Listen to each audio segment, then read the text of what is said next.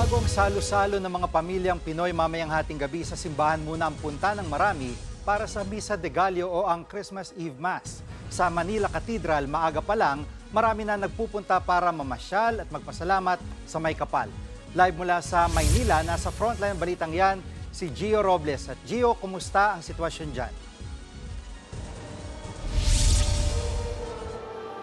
Jiggy, bago ang salo-salo sa Noche Buena mamaya, nagsisimula sa pagdalo sa Christmas Eve Mass ng marami nating kapatid ang pagsalubong sa araw ng Pasko. Dito nga sa Manila Cathedral, bukod sa maningning na mga dekorasyon, mas espesyal ang tradisyonal na misa mamaya. Kung maririnig mo nga sa likuran ko, may pa-concert pa, kaya ramdam na ramdam ang Pasko dito.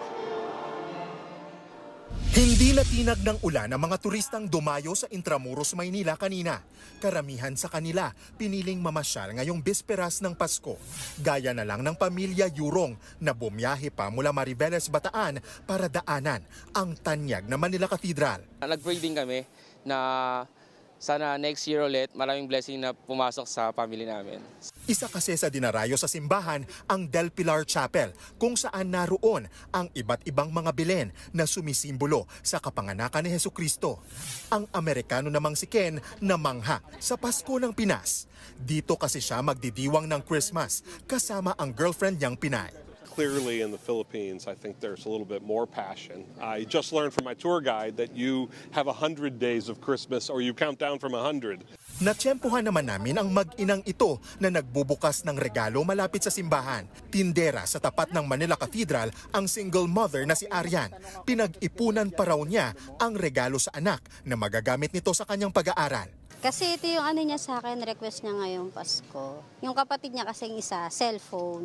Tapos siya tablet. Thank you, Ma, kasi nabili mo lahat ng gusto namin.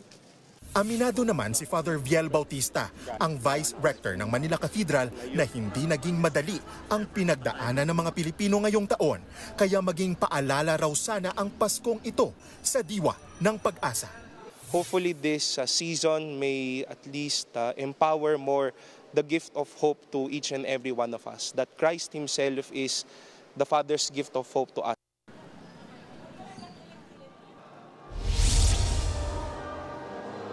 Mamayang alas 8 ang simula ng Christmas Eve Mass dito sa Manila Cathedral. Nasa 4,000 katao ang inaasahang dadalo sa misa mamaya. Ang Paskong ito ay paghahanda na rin ng simbahang Katolika sa Jubilee Year 2025. Mismong si Pope Francis ang mangunguna sa opening nito na nataon din sa bisperas ng Pasko.